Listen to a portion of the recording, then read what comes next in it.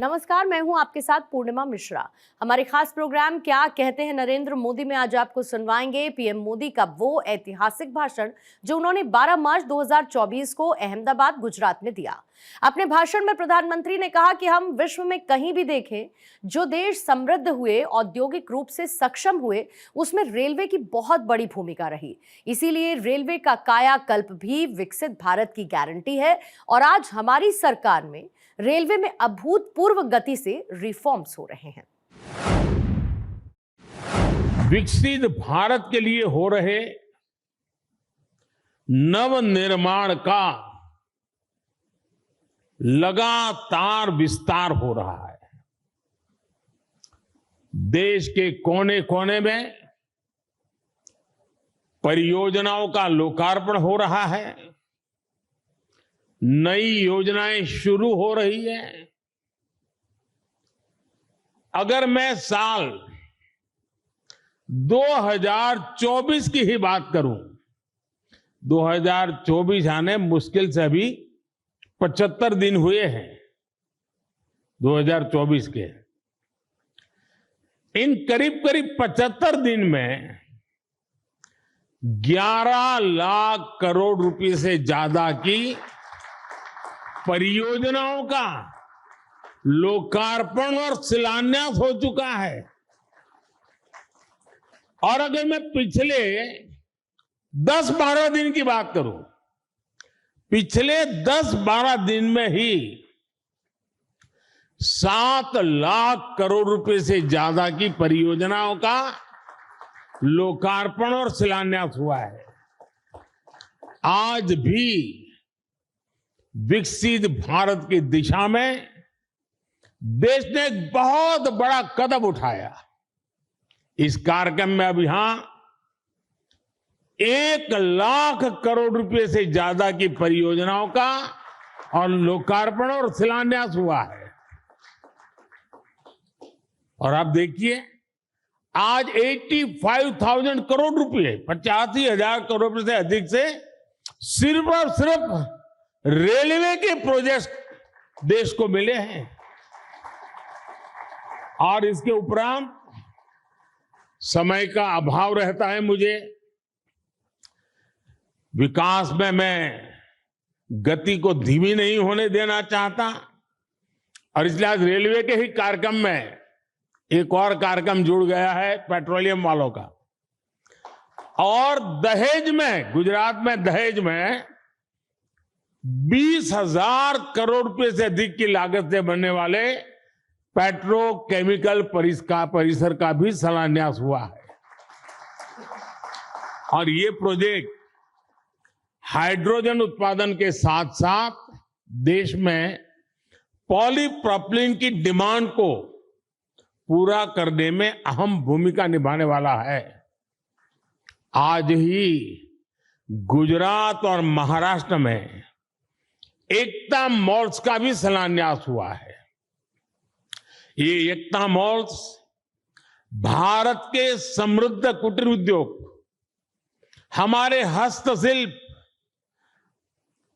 हमारा vocal for local का जो मिशन है, उसको देश के कोने कोने तक ले जाने में सहायक होगा।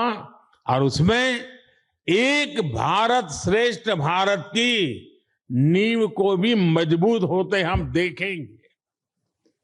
मैं इन परियोजनाओं के लिए देशवासियों को बधाई देता हूं, और मैं मेरे नौजवान साथियों से कहना चाहता हूं, भारत एक युवा देश है, बहुत बड़ी तादाद में युवा रहते हैं देश में। मैं खास तौर पर मेरे युवा साथियों से कहना चाहता हूं, आज जो लोकार्पण हुआ है वो आपके वर्तमान के लिए है, और आज जो शिलान्यास हुआ है वो आपके उज्जवल भविष्य की गारंटी लेकर के आया है। साथियों, आजादी के बाद की सरकारों ने राजनीतिक स्वार्थ को जिस तरह प्राथमिकता दी, और उसकी बहुत बड़ी शिकार भारतीय रेल रही है। आप पिछले 2014 के पहले के 25-30 रेल बजट देख लीजिए। रेल मंत्री देश की पार्लियामेंट में क्या बोलते थे? हमारी फलानी ट्रेन का वहां स्टॉपेज दे देंगे, वहां हम डिब्बे 6 है तो 8 कर देंगे। यानी रेलवे, और मैं देख रहा था पार्लियामेंट में भी धप धप तालियां बजती थी। यानी यही सोच रही थी कि स्टॉपेज मिला कि नहीं मिला, ट्रेन वहां तक आती है, मेरे स्टेशन तक आगे बढ़ी कि नहीं बढ़ी। देखिए 21वीं सदी में यही सोच रही होती तो देश का क्या होता। और मैंने पहला काम किया, रेल को अलग बजट से निकाल करके भारत सरकार के बजट में डाल दिया, और उसके कारण आज भारत सरकार के बजट के पैसे रेलवे के विकास के लिए लगने लगे।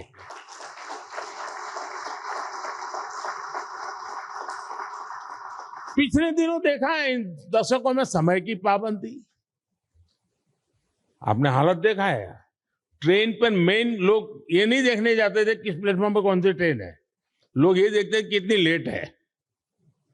यही कार्यक्रम है को घर से, क्योंकि उस समय मोबाइल तो था नहीं, स्टेशन पे जाकर के देखना कि भाई कितनी लेट है। रिश्तेदारों को कहते भाई रुके रहो, पता नहीं ट्रेन कब आएगी, वरना घर वापस जाकर के फिर आएंगे। ये रहता था। स्वच्छता की समस्या, सुरक्षा, सहूलियत, हर चीज पैसेंजर के नसीब पर छोड़ दी गई थी।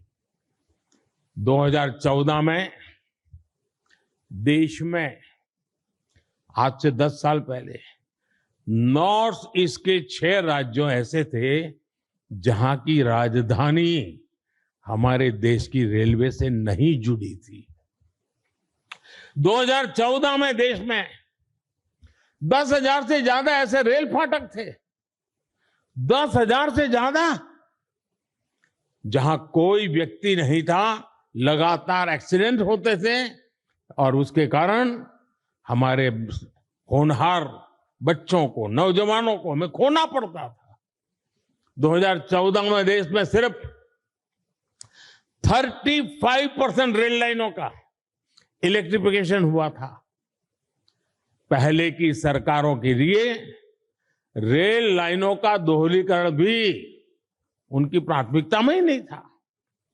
इस परिस्थिति में हर पल कौन मुसीबतें झेल रहा था, कौन परेशानियों में पीसा जाता था? हमारे देश का सामान्य मानवी, मध्यम वर्ग का परिवार, भारत का छोटा किसान, भारत के छोटे उद्यमी। आप याद करिए, रेलवे रिजर्वेशन, उसकी भी क्या हाल था। लंबी लंबी लाइनें, दलाली, कमीशन, घंटों का इंतजार। लोगों ने भी सोच लिया था कि अब ये हालत कभी नहीं, सबने माना था भाई रेलवे पर ऐसी है, मुसीबत है, चलो 2-4 घंटे सफर करनी है, कर लेंगे, चिल्लाओ मत। यही जिंदगी हो गई थी। और मैंने तो मेरी जिंदगी ही रेल की पटरी पर शुरू की है, इन्हें मुझे भली भांति है रेल का क्या हाल था। साथियों, भारतीय रेल को उस नर्क जैसी स्थिति से बाहर निकालने के लिए जो इच्छा शक्ति चाहिए थी, वो इच्छा शक्ति हमारी सरकार ने दिखाई है। अब रेलवे का विकास सरकार की सर्वोच्च प्राथमिकताओं में से एक है।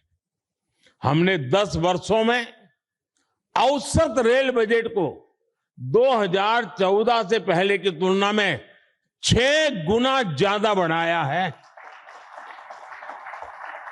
और मैं आज देश को ये गारंटी दे रहा हूं कि अगले 5 साल में वो भारतीय रेल का ऐसा कार्यकल्प होते देखेंगे जिसकी उन्होंने कल्पना भी नहीं की होगी। आज का ये दिन इसी इच्छा शक्ति का जीता जागता सबूत है। देश का नौजवान तय करेगा उसको कैसा देश चाहिए, कैसी रेल चाहिए। ये 10 साल का काम अभी तो ट्रेलर है, मुझे तो और आगे जाना है। आज गुजरात, महाराष्ट्र, यूपी, उत्तराखंड, कर्नाटक, तमिलनाडु, दिल्ली, एमपी, तेलंगाना, आंध्र प्रदेश, बिहार, झारखंड, पश्चिम बंगाल, उड़ीसा, इतने राज्यों में वंदे भारत ट्रेनें मिल चुकी है जी। और इसी के साथ ही देश में वंदे भारत ट्रेन की सेवाओं का शतक भी लग गया है। वंदे भारत ट्रेनों का नेटवर्क अब देश के 250 से अधिक जिलों तक पहुंच चुका है। जन भावनाओं का सम्मान करते हुए सरकार वंदे भारत ट्रेनों का रूट भी लगातार बढ़ा रही है।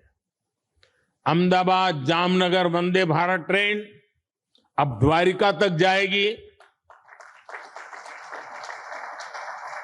और मैं तो अभी द्वारिका में जाकर के डुबकी लगा के आया हूं।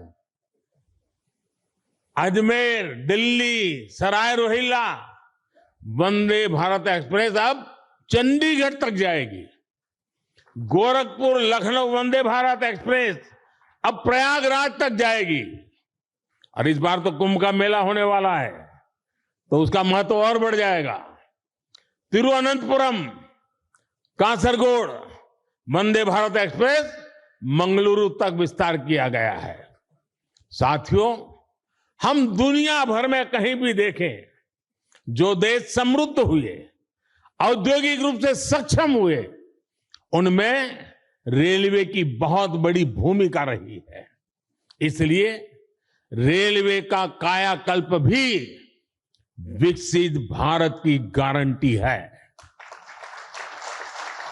आज रेलवे में अभूतपूर्व गति से रिफॉर्म हो रहे हैं।